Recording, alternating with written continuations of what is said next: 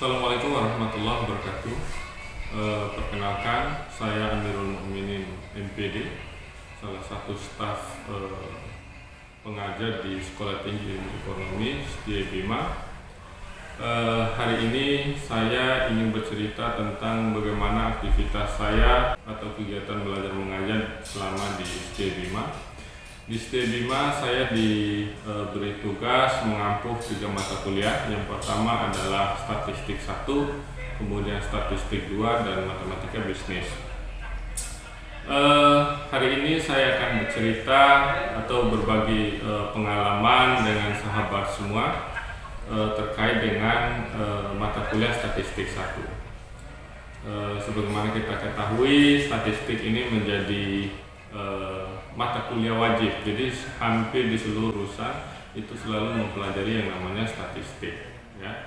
Jadi statistik 1 itu lebih menekankan pada statistik deskriptif, ya, karena kita bagi dua. Jadi statistik 2 nanti akan bicara soal statistik inferensial.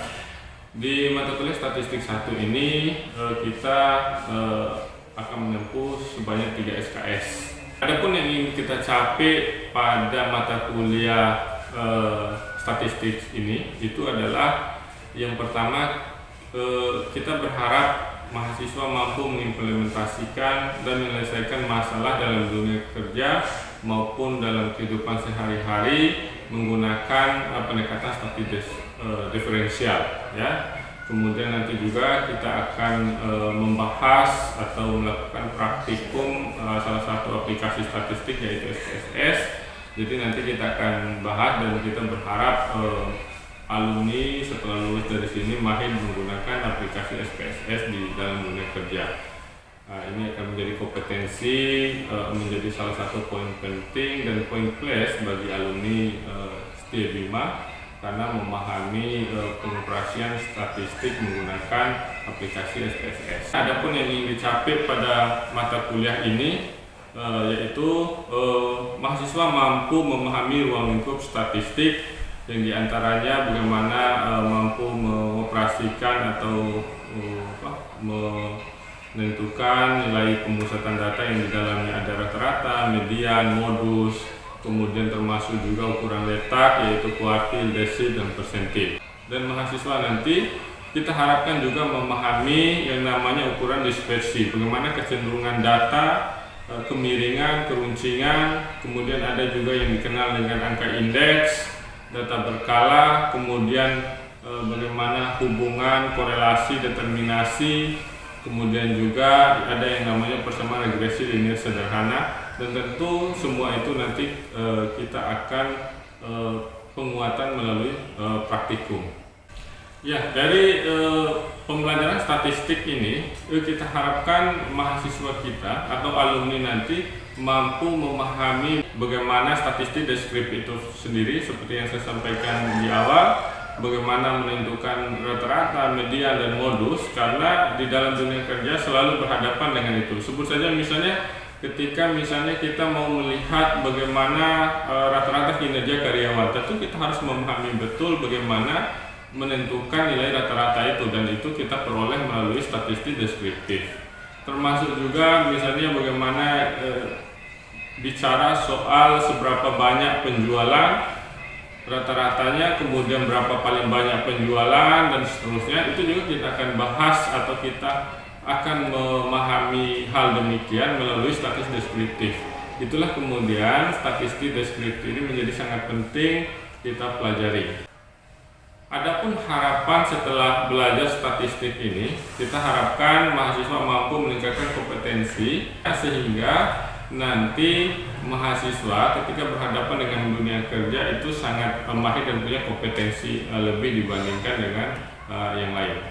Itu yang kemudian diharapkan melalui mata kuliah statistik ini. Materi yang diajarkan pada statistik 1 ini yaitu yang pertama nanti pengantar statistik, apa itu data, variabel, dan seterusnya. Kemudian kita akan masuk pada bab selanjutnya, itu rata-rata, median, kemudian modus, ada namanya ukuran letak, persentil, kuartil, dan desil. Kemudian ada juga ukuran dispersi, ukuran kemencengan, keruncingan, kemudian ada namanya angka indeks, data berkala, ada namanya juga korelasi, determinasi, dan persamaan linear sederhana. Kemudian juga pada beberapa pertemuan kita akan melakukan praktikum SPSS. Sebagaimana kita ketahui, dalam pelaksanaan perkuliahan statistik 1 ini, karena kita dihadapkan dengan pandemi COVID-19 yang kemudian merubah cara berperilaku kita, termasuk dalam dunia pendidikan, yang awalnya kita sudah berbahagia dengan tatap muka, tiba-tiba dengan COVID ini kita harus merubah 180 derajat kebiasaan kegiatan belajar itu, yang dari tatap muka kemudian daring ya dalam jaringan. Ini yang kemudian membuat saya menyesuaikan kondisi tersebut dengan pelaksanaan pendidikan, sehingga dalam RPS yang saya susun itu saya membagi 2 pertemuan. Bagaimana kita ketahui bahwa sekarang perkembangan pandemi COVID beberapa waktu lalu itu memaksa kita harus mentransformasi dunia pendidikan. Maksudnya adalah yang sebelumnya kita mengajar bertatap muka, berbahagia, berhadapan dengan mahasiswa, selanjutnya dengan kehadiran COVID-19 ini tiba-tiba itu berubah drastis. Yang awalnya tatap muka kemudian harus kuliah daring, berbasis daring atau dalam jaringan. Bisa ada yang sebagian menggunakan Zoom, ada yang menggunakan Google Meet, kemudian Google Classroom, dan seterusnya. Banyak metode yang digunakan.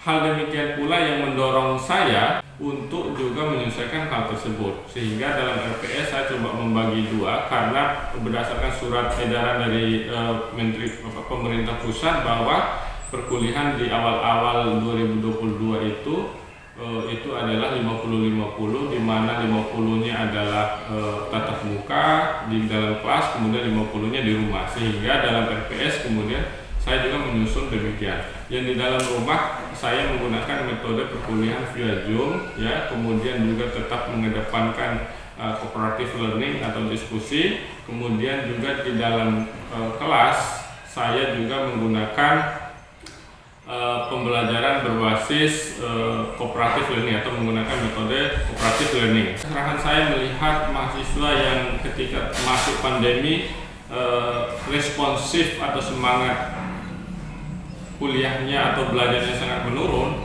saya kemudian menyusun sebuah buku yang namanya buku statistik deskriptif, metode dan aplikasi dalam bisnis, sehingga mahasiswa bisa menjadikan buku tersebut itu menjadi pegangan, karena saya meminta kepada mahasiswa untuk memiliki mahasiswa satu buku ya. Kemudian yang di rumah tetap menggunakan buku itu, yang di kelas pun tetap menggunakan buku, sehingga saya berinisiatif atau menggunakan pendekatan metode pembelajaran berbasis cooperative learning dengan strategi bedah buku.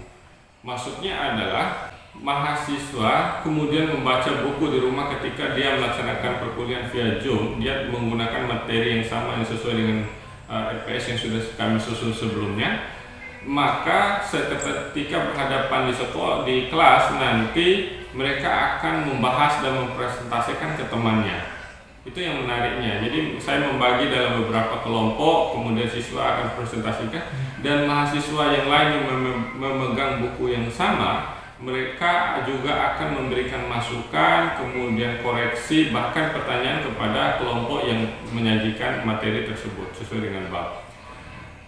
Tidak sedikit juga mahasiswa yang memberikan masukan kepada saya, ada kesalahan penulisan, kemudian dan lainnya di dalam buku tersebut, dan itu sangat saya apresiasi sekali, sebab itu akan menjadi masukan yang sangat berharga bagi saya.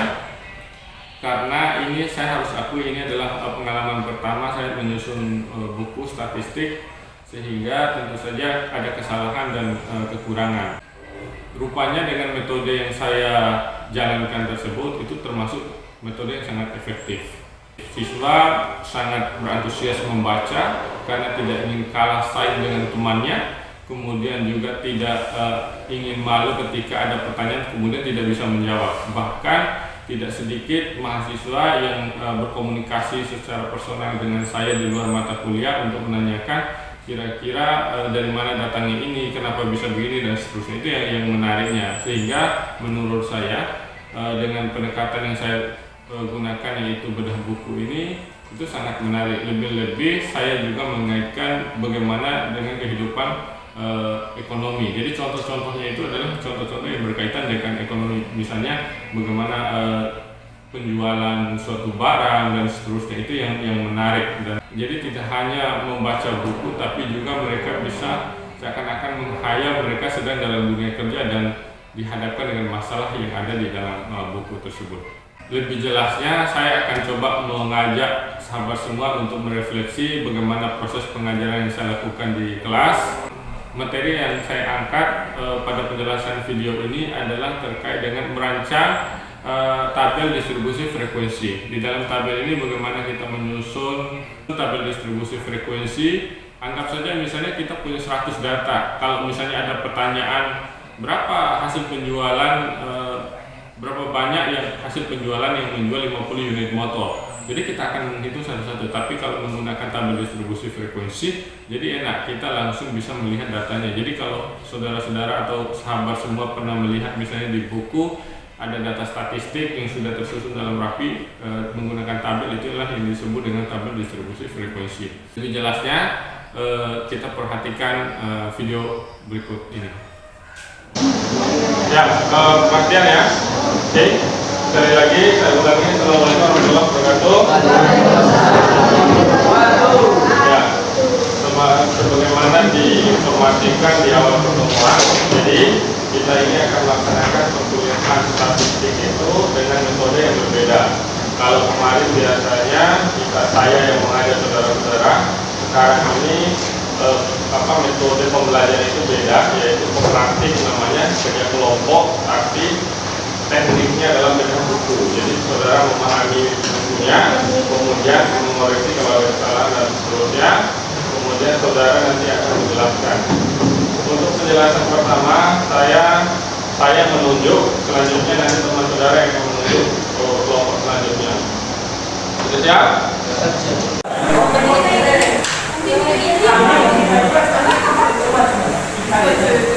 Iya, 10 16 sampai 16.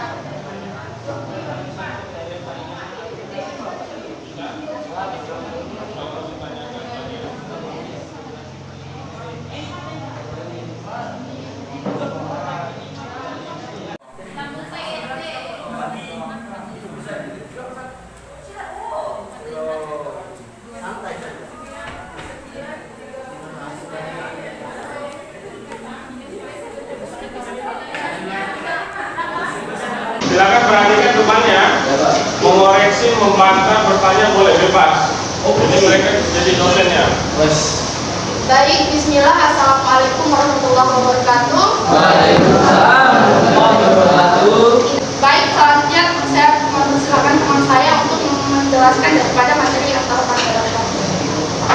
Assalamualaikum warahmatullahi wabarakatuh. Waalaikumsalam. Perkenalkan, nama saya Putra selaku pemateri di kelompok kita. Saya akan menjelaskan bagaimana cara mendapatkan rata-rata yang tidak berfrekuensi dan yang rata-rata berfrekuensi. Pertama-tama, kita akan menurunkan data dari yang terkecil sampai yang terbesar. Contoh. Halaman berapa? Halaman 339.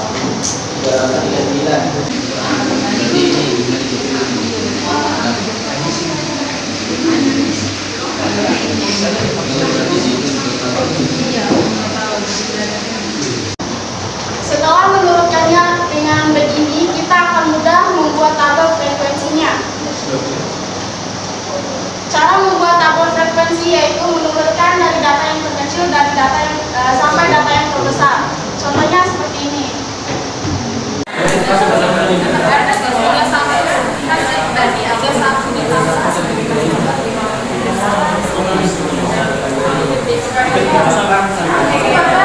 Rata-rata data berkelompok dengan menggunakan rumus F sama dengan sigma N dan sigma N I. Itu bacanya begini, sigma I sama dengan 1, sama dengan itu rata dengan I ya, jadi indeks kecil ya. Sigma I sama dengan 1 sampai N dari, apa rumusnya tadi? FI kali XI. Oke, ditulis dulu rumusnya, samping aja bukan, samping tabelnya aja. Iya. Oke. Saya Desi dan Kasari ingin bertanya dari mana datanya nilai tengah 13 itu? Untuk menentukan nilai tengah 6 dikali dengan 13 sama dengan 78. Sedangkan 4 dikali dengan 20 sama dengan 80. Begitu seterusnya. Batas bawah kelas ditambah batas atas kelas dibagi 2.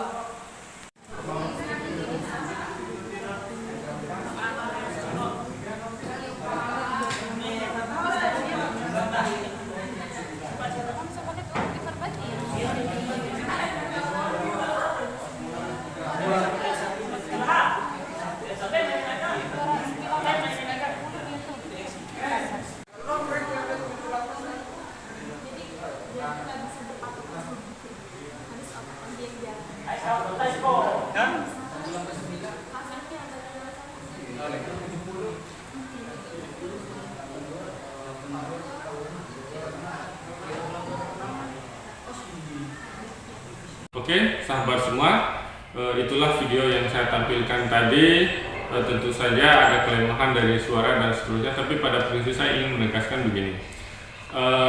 Kita sebagai dosen atau tenaga pengajar harus selalu siap dengan perubahan situasi dan kondisi. Salah satu kita adalah diajarkan bagaimana perubahan kondisi tersebut pada saat pandemi COVID-19, dan itu sangat membuat kita kelabakan. Ya, jadi termasuk kita bagaimana menyusun mentransformasi teknik pengajaran yang awalnya tidak bertatap muka kemudian berubah 180 derajat menjadi tidak tatap muka atau daring, maka itu juga harus kita siap. Sekali lagi, untuk membentuk kesiapan itu saya telah menyusun sebuah buku, dan alhamdulillah, dan itu menurut saya itu sangat efektif dalam membantu mahasiswa dalam memahami konsep statistik deskriptif. Itu saja yang bisa saya sampaikan. Lebih dan kurangnya saya mohon maaf. Saya Amirul Mukminin, salah satu dosen di Sekolah Tinggi Ilmu Ekonomi Bima, menyampaikan terima kasih kepada sahabat semua. Assalamualaikum warahmatullahi wabarakatuh.